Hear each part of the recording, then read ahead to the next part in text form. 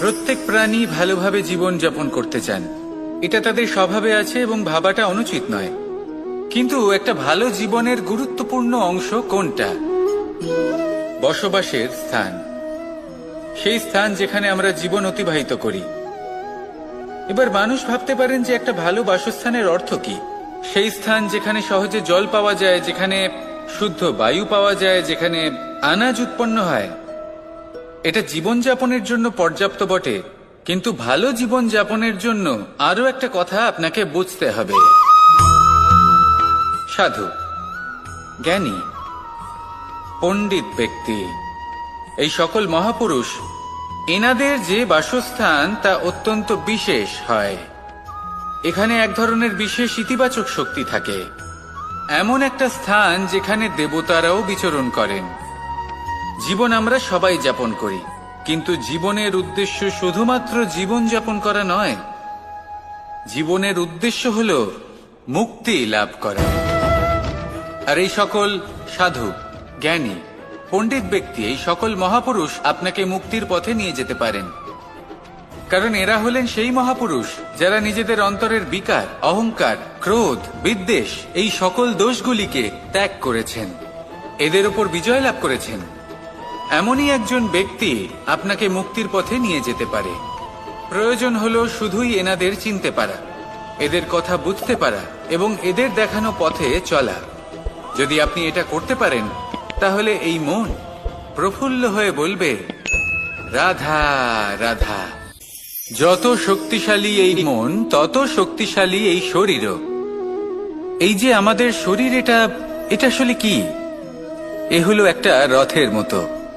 আর একটা রথ ততক্ষণ চলতে পারবে না যতক্ষণ না তাকে কোনো সারথি চালাবে। এই মন হলো শরীরের সারথি। এবার ভাবুন, যদি এই সারথি শক্তিহীন হয়, দুর্বল হয়, তাহলে এই রথের কি হবে?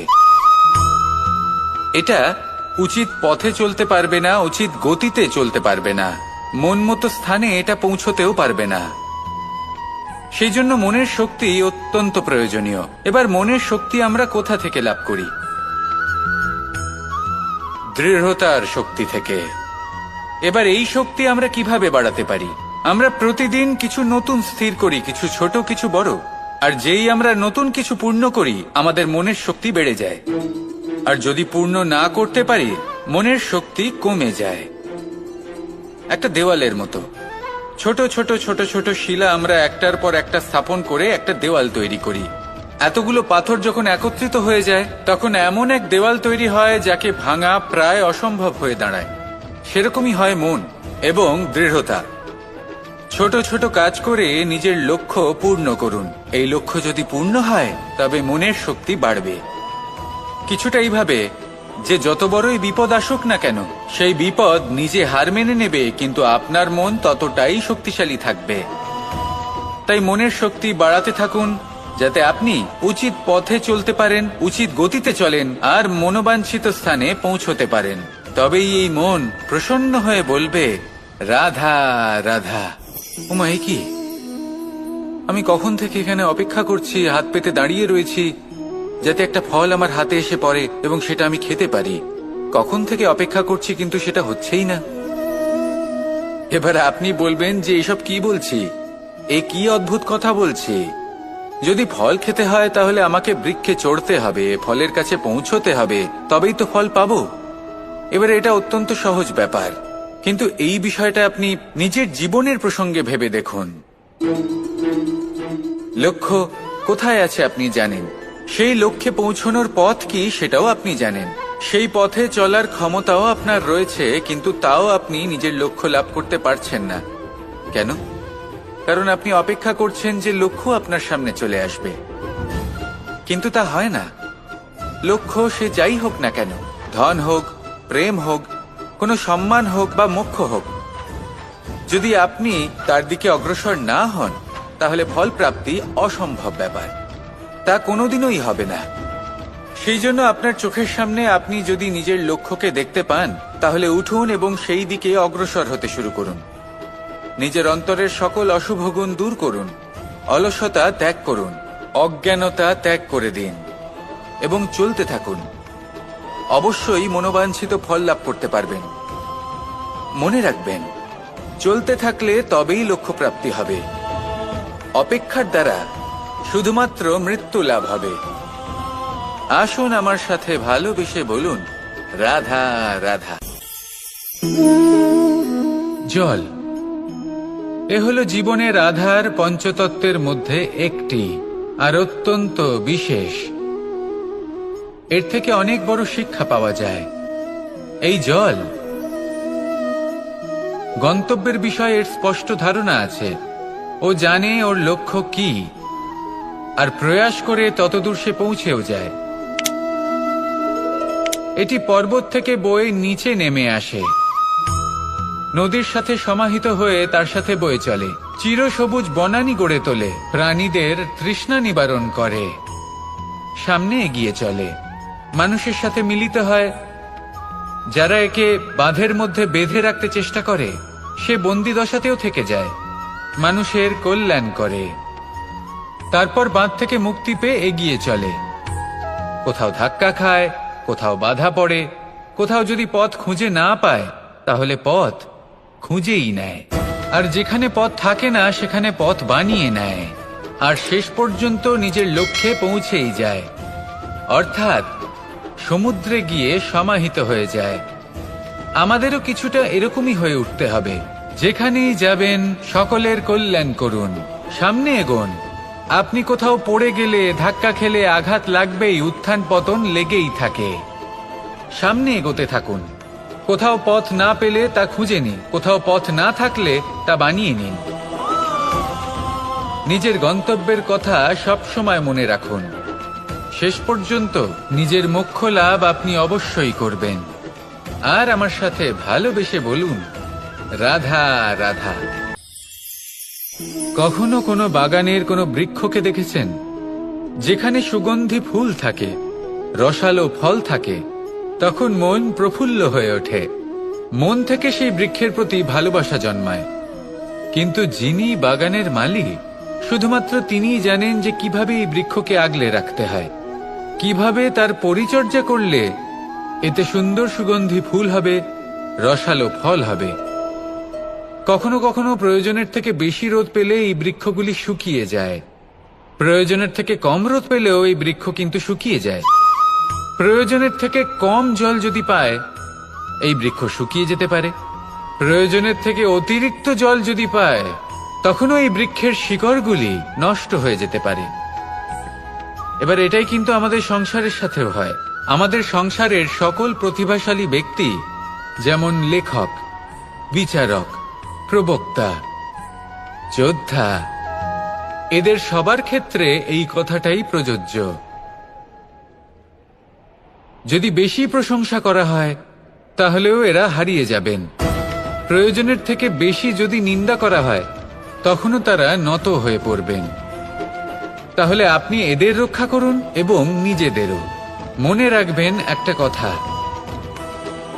জেনে রাখুন কখন কোন নিন্দায় আপনি লজ্জিত হবেন না, আর কখন কোন প্রশংসার দ্বারা নিজের মধ্যে অহংবোধ জাগ্রত করবেন না।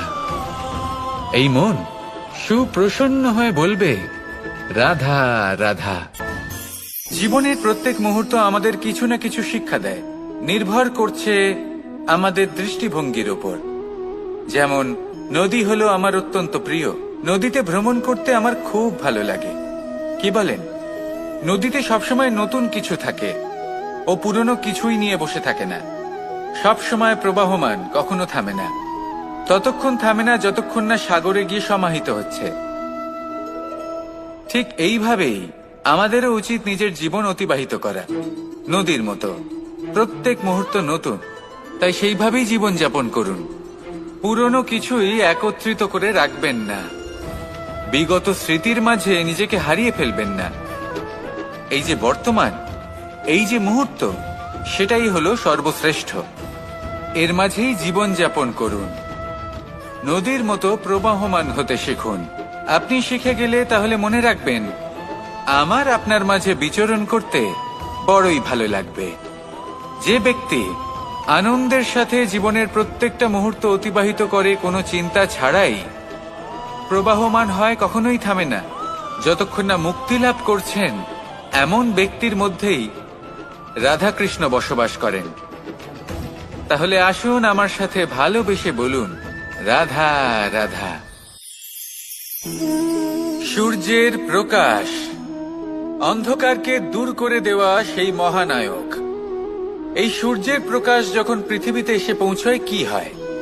এই পৃথিবী জেগে ওঠে, প্রত্যেক প্রাণী জেগে ওঠে, মানুষ জেগে ওঠে, নিজের কর্ম করেন, জীবন যাপন করেন। এই ঘুমের মৃতপ্রায় স্থিতি কাটিয়ে উঠে জীবন যাপন করতে শেখেন। এটাই হলো প্রভাব সূর্যের প্রকাশের। এবার এই প্রকাশ যে সূর্যের থেকে পাই, তিনি কি করেন? তিনি নিজেকে জ্বালান আমাদের জীবন প্রদান করার জন্য। প্রত্যেকটা মুহূর্ত তিনি তাপ সহ্য করেন আমরা যাতে সেই প্রকাশ লাভ করি। এটাই হলো জীবনের সারমর্ম। যদি আপনিও এই সংসারে প্রকাশ ছড়িয়ে দিতে চান, তাহলে আপনাকেও তপ্ত হতে হবে, নিজে জ্বলতে হবে, সেই কর্ম করতে হবে যেটা কঠিন হতে পারে কিন্তু আসলে শ্রেষ্ঠ। তবেই এই সংসারের সেবা করতে পারবেন, সংসারকে পথ দেখাতে পারবেন। নিজের অন্তরের প্রকাশ জাগ্রত করুন, তবেই সেই সকল ব্যক্তি যারা পাপের অন্ধকারে নিমজ্জিত হয়ে আছেন তারা জাগ্রত হবেন। সেই সকল ব্যক্তিকে জাগিয়ে তুলুন, প্রেরিত করে তুলুন সুখী হওয়ার জন্য যারা সুখী হতে পারছেন না। সেই সকলকে প্রেরিত করুন সাফল্য লাভের যারা সফল হতে পারছেন না। নিজের অন্তরের সূর্যকে জাগ্রত করুন, চারিদিকে শুধু প্রকাশই প্রকাশ হবে, জীবনই জীবন থাকবে, আনন্দই আনন্দ থাকবে। আর এই মন বারবার প্রসন্ন চিত্তে বলে উঠবে, রাধা রাধা। আজ আমরা দুই ধরনের ব্যক্তির বিষয়ে কথা বলবো। প্রথম জন হলেন যে প্রয়োজনের থেকে অনেক বেশি পরিমাণ ধন উপার্জন করে থাকেন। তার কাছে ততটা ধন থাকে যতটা তার প্রয়োজনও নেই, তারপরেও আরো ধন উপার্জন করতে চেষ্টা করতে থাকেন। সকল সম্ভব চেষ্টা করেন, সকল সম্ভব কর্ম করেন, তা সে উচিত কর্ম হোক বা অনুচিত, তাতে তাদের কিছুই যায় আসে না। তারা শুধুই এই সংসারের সকল সুখ ভোগ করতে চান, সকল স্বাচ্ছন্দ্য লাভ করতে চান। আজীবন তারা প্রচেষ্টাই করতে থাকেন। এবার এই করতে গিয়ে তারা ভারাক্রান্ত হয়ে সমস্যার সম্মুখীন হন। এনাদের সমগ্র জীবন এই চেষ্টাতেই চলে যায়, জীবন যাপন করার বদলে। অন্যদিকে আরেকজন ব্যক্তি যিনি জানেন তার প্রয়োজন কতটুকু, আর শুধুমাত্র সেই পরিমাণ ধন অর্জন করেন, তার থেকে বেশি একটুও নয়। উনি যদি দুবেলা খেতে পান, মাথা গোজার ঠাঁই পেয়ে যান, সেটাই পর্যাপ্ত। তাতেই তিনি আনন্দে জীবন যাপন করেন, না কোনো বৃথা চিন্তা করেন, না কোনো বৃথা কষ্ট করেন। এবার আমি আপনাদের জিজ্ঞেস করব, এই দুই ব্যক্তির মধ্যে আপনি কোন ব্যক্তি হতে চাইবেন? বেশিরভাগ মানুষ এটাই বলবেন যে আমরা সেই দ্বিতীয় মানুষ হতে চাই যারা সন্তুষ্ট। কিন্তু যদি মন দিয়ে দেখেন, আপনিও সেই কর্মই করছেন যা প্রথম ব্যক্তি করেন। আপনারা সবসময় চেষ্টা করে চলেছেন, এটাও লাভ করতে হবে, ওটাও লাভ করতে হবে, আমার এটারও প্রয়োজন, ওটারও প্রয়োজন। আপনি অনেক কিছু লাভ করেছেন, কিন্তু প্রশ্ন এটাই যে আপনার কি সেই সবকিছুর প্রয়োজন রয়েছে? এর উত্তর আপনার অন্তর মনে রয়েছে। আপনার মন জানে যে আপনার প্রয়োজন কতটুকু। সেখানে গিয়ে দেখুন। সন্তুষ্টি মানুষকে আনন্দ দেয়। মানুষ যতটা সন্তুষ্ট হবে ততটাই সে আনন্দ লাভ করবে।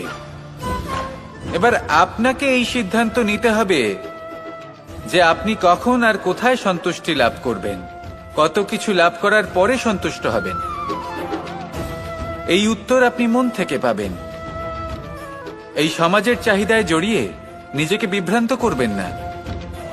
নিজের অন্তরের এই মিথ্যে অহংবোধকে প্রশ্রয় দিতে গিয়ে যদি আপনি এরকম প্রয়াস করতে থাকেন, তাহলে জীবনযাপন কখন করবেন? থেমে যান, শান্ত হয়ে যান, নিজের অন্তর মনে নিমজ্জিত হয়ে দেখুন যে সন্তুষ্টি কোথায়। এই সন্তুষ্টি লাভ করুন। এই মন প্রসন্ন হয়ে বলবে, রাধা রাধা। ক্ষমা একটা অত্যন্ত সুন্দর শব্দ, আমার খুব প্রিয় শব্দ, কিন্তু এই ক্ষমা কখন আর কিভাবে প্রয়োগ করতে হবে সেটা বোঝা প্রয়োজনীয়। এক, যদি আপনি কোনো অন্যায় করেন, আর ক্ষমা না চান, ক্ষমা প্রার্থনা না করেন, ক্ষমা চাওয়া থেকে এড়িয়ে যান, তাহলে তাতে আপনারই ক্ষতি হবে। কিভাবে? ক্ষমা না চাইলে মনের মধ্যে অহংকার জাগ্রত হয়, আর অহংকার তো প্রকৃত অর্থে আমাদের ক্ষতিই করে। 2, কেউ যদি অপরাধ করেন, আপনার থেকে ক্ষমা না চান, তাহলে তাকে ক্ষমা করবেন না। ক্ষমা হলো অত্যন্ত অমূল্য, আর না চাইতেই কাউকে ক্ষমা দান করা এটা উচিত নয়। 3, যদি কেউ আপনার সাথে অনুচিত কিছু করেন, অপরাধ করেন, আর আপনার থেকে ক্ষমা চান, তাহলে তাকে ক্ষমা করে দিন। তাতে আপনার অন্তরের করুণাবোধ জাগ্রত হবে, প্রেম জাগ্রত হবে, আর তা আপনার জন্য শুভ হবে। 4, যদি আপনি নিজে কোনো অপরাধ করেন, তাহলে অবশ্যই ক্ষমা চাইবেন। তাতে আপনারই লাভ হবে। কিভাবে?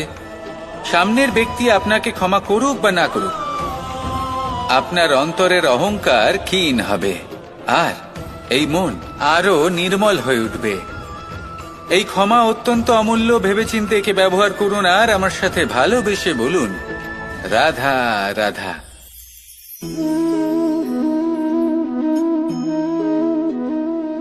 ভোজনের দ্বারাই শরীর পুষ্টি লাভ করে। ছোটবেলা থেকে আজ পর্যন্ত যাই আপনার ভোজন হয়ে থাকুক, যাই আপনার আহার হয়ে থাকুক, সেই অনুসারেই আপনার শরীর গঠিত হয়েছে। এই ভোজন অত্যন্ত গুরুত্বপূর্ণ, সেজন্য এর প্রত্যেক অংশকে বোঝা খুব আবশ্যক। প্রথম অংশ, যে আমরা কি গ্রহণ করছি, এই ভোজন কোন স্থান থেকে আসছে সেটা বুঝুন। দ্বিতীয় অংশ, ভোজন কে বানাচ্ছেন।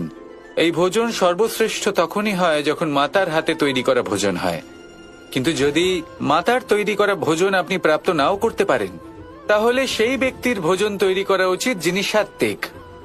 তৃতীয় অংশ, কোন স্থানে আপনি ভোজন গ্রহণ করছেন। যে স্থানে আপনি ভোজন গ্রহণ করছেন তা সাত্ত্বিক হওয়া উচিত।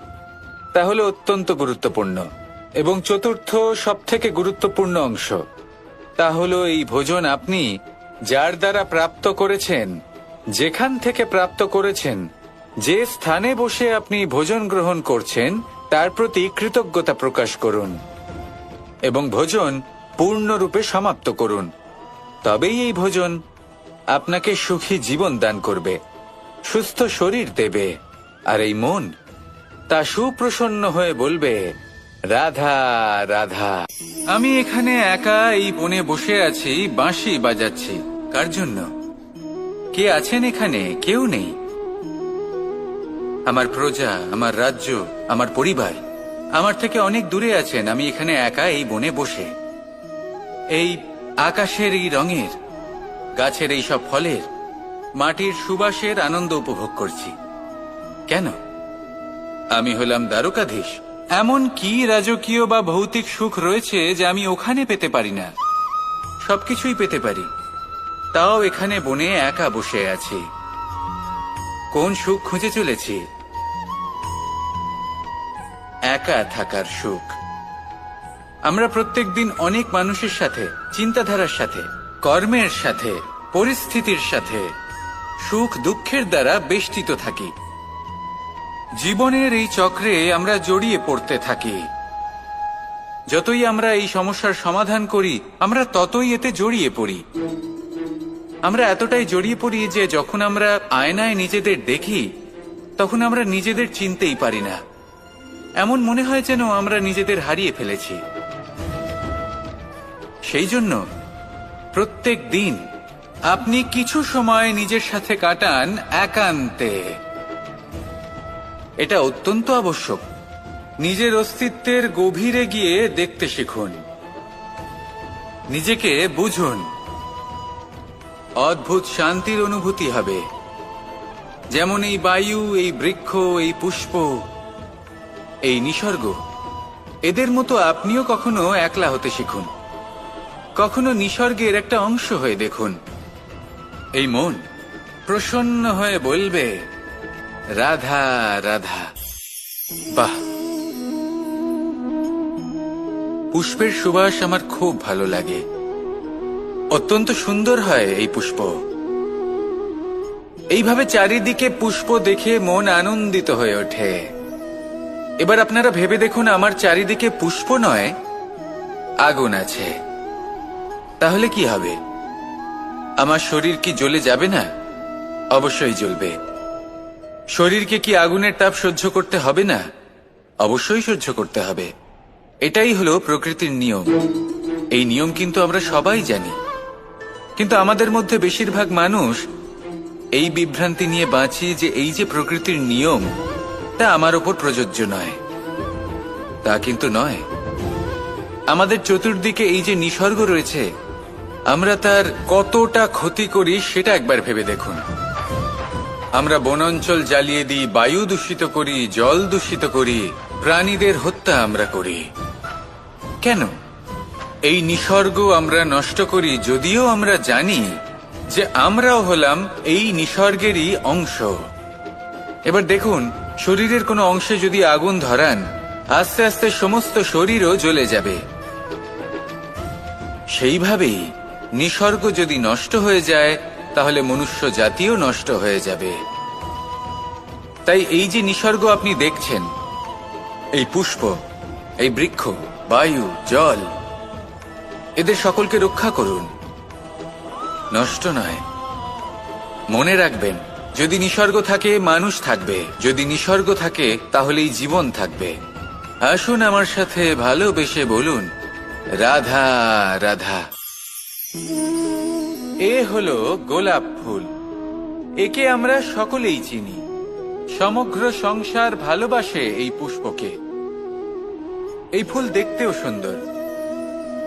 সবথেকে বেশি গুরুত্বপূর্ণ কথা হলো এর সুগন্ধ, যা দূর দূরান্ত থেকে ব্যক্তিদেরকে আকৃষ্ট করে। এই সুন্দর পুষ্প একটু মন দিয়ে দেখলেই দেখা যায় এর নিচে কাঁটা রয়েছে। এই সংসার বলে, এ প্রকৃতির কেমন রচনা, এত কোমল পুষ্প, এটা কি তীক্ষ্ণ কাঁটা সহ প্রস্ফুটিত হয়? এটাই হলো জীবনের সত্য। আমাদের অন্তরের সদ্গুণ, সেগুলিও এই ফুলের মতোই সুন্দর। সংসার এর সৌন্দর্য দেখতে পায়, এর সুগন্ধ চতুর্দিকে ছড়িয়ে পড়ে। কিন্তু এই সদ্গুণ জাগ্রত করে তোলার জন্য কঠোর পরিশ্রম করতে হয়, প্রতিনিয়ত চেষ্টা করে যেতে হয়। তাই জন্য যদি আপনি জানেন আপনার পথ উচিত, কিন্তু তা কাঁটায় পরিপূর্ণ, তাহলে থামবেন না, চলতে থাকুন। একবার যদি অন্তরের সদ্গুণ জাগ্রত হয়, তাহলে এই সংসার এই সৌন্দর্য দেখবে আর সুগন্ধে আকর্ষিত হয়ে আপনার কাছে আসবে। এই মন, এই জীবন প্রসন্ন হয়ে বলবে, রাধা রাধা। আমাদের গৃহে অনেক কক্ষ রয়েছে, কিন্তু এমন কি আছে যে একটাই থাকে? আমাদের গৃহের দ্বার। এমন কেন হয়? অনেক দ্বার তো থাকতেই পারে। ভেবে দেখুন, একটা বিশাল ভবন রয়েছে, তার চতুর্দিকে অনেক দ্বার আছে। ভালোই হবে, যাতায়াত করতে সুবিধা হবে, কিন্তু এমন আমরা কেন করি না? এবার আপনি বলবেন যে এটার উত্তর তো সহজ। যতগুলো দ্বার থাকবে, ততজন দ্বারপালও থাকবে। কে কখন কোথা থেকে আসবে, কোথায় চলে যাবে, সেদিকে খেয়াল থাকবে না। চুরির সম্ভাবনাও বেড়ে যাবে। যাক, এই বিষয়ে অন্তত আপনি বোঝেন। সেই জন্য আপনার গৃহে একটাই দ্বার রয়েছে। কিন্তু আপনার মনের বিষয় কি জানেন? আপনার মনেও কি কোনো দ্বার আছে? নেই? তার মানে যে কোনো ব্যক্তি যেখান থেকে খুশি আসতে পারে, আর আপনার মনে যা খুশি প্রবেশ করিয়ে চলে যেতে পারে। কোনো বাধার সম্মুখীন না হয়ে কোনো ব্যক্তি আপনার মনে যা কিছু প্রবেশ করিয়ে চলে যাবে, তা সে আমাদের পক্ষে শুভ হোক, অশুভ হোক, বা যতই ঘাতক হোক না কেন। সেই ভাবনা হতে পারে বাসনাময়, ক্রোধে পরিপূর্ণ, মতভেদে পরিপূর্ণ, বিদ্বেষ বা অহংকারে পরিপূর্ণ, বা কোনো ব্যর্থ ভাবনা হতে পারে। বিশ্বের যে কোনো ভাবনা মনে এসে বসবাস করতে পারে। এবার মনে যা ভাবনা থাকবে, মন সেটাই অনুভব করবে। নেতিবাচক ভাবনা যদি মনে ঘর করে, মন সুখ অনুভব কি করে করবে? সেই জন্য আবশ্যক হলো মনের মাঝে ইতিবাচক সত্তার দ্বার গড়ে তোলা। অর্থাৎ কোনো ভাবনা যদি আসে এবং ইতিবাচক হয় তাহলে তাকে মনে প্রবেশ করতে দিন। যদি তা আপনাকে আর্থিক, সামাজিক, পারিবারিক, আধ্যাত্মিক লাভ দেয় তাহলে তাকে প্রবেশ করতে দিন। যদি না দেয়, যদি তা নেতিবাচক ভাবনা হয়, তাকে দ্বার থেকেই আবার ফিরিয়ে দিন। যত শুভ চিন্তায় থাকবে এই মন, ততই শুভ হবে আপনার জীবন। আর এই মন সুপ্রসন্ন হয়ে বলবে, রাধা রাধা। এই বৃহৎ বৃক্ষকে দেখুন, অত্যন্ত শক্তিশালী বৃক্ষ। এটা সবারই প্রিয়। তা সে ছোট হোক বা বড়, বৃদ্ধ হোক বা জোয়ান, সবাই ভালোবাসে এই বৃক্ষকে। আর সত্যি বলতে এই বৃক্ষ সবাইকে সেবা করে, সবাইকে ফল দান করে, সবাইকে ছায়া প্রদান করে। দূর থেকে দেখে মনে হয় এর কোনো পরিচর্যার প্রয়োজনই নেই, কিন্তু একজন কুশল মালী এইভাবে ভাবেন না। তিনি সময় অন্তরে খুব খুঁটিয়ে এই গাছ নিরীক্ষণ করেন, দেখতে থাকেন। যদি কোনো এমন শাখা থাকে যা রোগগ্রস্ত, তাহলে সেটা কেটে আলাদা করে দেন। যদি এমন কোনো শাখা থাকে যা মৃত, তাহলে সেটা আলাদা করে দেন। আর এইভাবে উপযুক্ত দেখাশোনা করার কারণেই এই বৃক্ষ এইভাবে সুস্থ হয়ে থাকে, সতেজ হয়ে থাকে, সবার সেবা করতে থাকে। আপনাকেও নিজের সাথে সেটাই করতে হবে। নিজের জন্য আপনাকে একজন কুশল মালী হয়ে উঠতে হবে। রক্ষা করতে হবে নিজের শরীরের, নিজের মনের। আপনার শরীর যদি রোগগ্রস্ত হয়ে পড়ে, তাহলে ওষুধ গ্রহণ করতে হবে। যদি এই মন কোনো এক কারণে বিচলিত হয়ে পড়ে, তাহলে তার থেকে নিজেকে মুক্ত করতে হবে। আপনি যদি নিজের যত্ন নেন, তবেই এই বৃক্ষের মতো হতে পারবেন। সেই বৃক্ষ যে সবারই প্রিয়, সবাইকেই সেবা করে। আসুন আমার সাথে ভালোবেসে বলুন, রাধা রাধা। এই হলো বটগাছের একটা বীজ।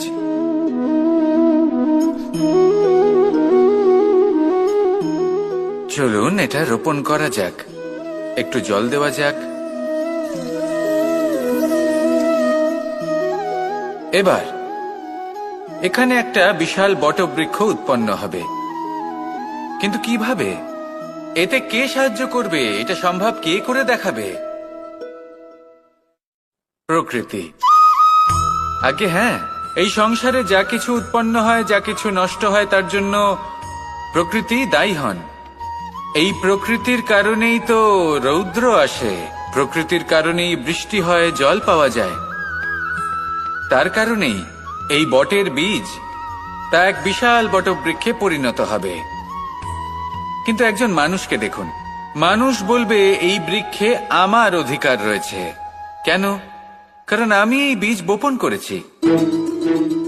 এবার সমস্ত কাজ প্রকৃতি করবে আর সমস্ত শ্রেয় মানুষ নিয়ে যাবে। এটা কি উচিত? কখনোই নয়। এবার এর উত্তর প্রকৃতিতেই লুকোনো আছে। কখনো কোনো পাখিও এই বীজ রোপণ করে, সেখানে বৃক্ষ উৎপন্ন হয়, তাতে ফল আসে, সেই পাখি সেই ফল খায়, কিন্তু সেখানকার বাকি পাখি এবং প্রাণীদের সেই ফল খেতে বারণ করে না। সেই বৃক্ষের ওপর নিজের অধিকার প্রমাণ করতে চেষ্টা করে না, সবার মধ্যে ভাগ করে দেয়। আর এটাই আমাদেরও করা উচিত। যা প্রকৃতি থেকে আসছে তা আবার প্রকৃতিতেই ফিরে যেতে দিন। এটা অত্যন্ত প্রয়োজনীয়। পাখিদের মতো হতে চেষ্টা করুন, তবেই আপনার এই মন আকাশে উড়তে থাকবে আর সুপ্রসন্ন হয়ে বলবে, রাধা রাধা। মোহনের বাঁশির এই সুর, এই সঙ্গীত কার না পছন্দ হয়? সবারই খুব ভালো লাগে। এবার এই সুর আসে কোথা থেকে? কেউ বলবেন কৃষ্ণের